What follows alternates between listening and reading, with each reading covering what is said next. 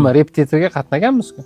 O'sha repetitorga borganimizda masalan bir 20-30 ta bola o'qiganmiz bitta ustozdan. Hamma kiradimiz? Yo'q. 20 tadan 15 ta bola kirishi mumkin. 5 tasi kirmagan. 5 ta nima uchun kirmaydi? Ustoz yomon bo'lgani uchunmi? Ustoz yomon bo'lsa, 15 ta nimaga kirdi? Tushunyapsizmi? Shu yerda Imom G'azali o'rtaga tashlagan masala.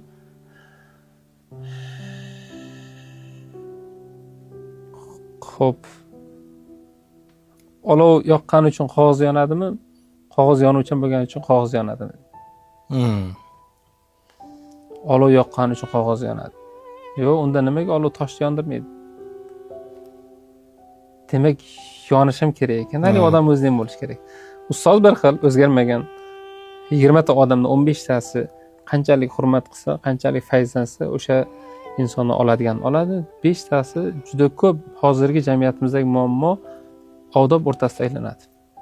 Ustoziga haqir nazarini qarashlik, odamlarga nisbatan haqir nazarini qarashlik jamiyatdan biz oladigan manfaat va bizni jamiyatga beradigan manfaatimizni juda pastga tushirib oladi.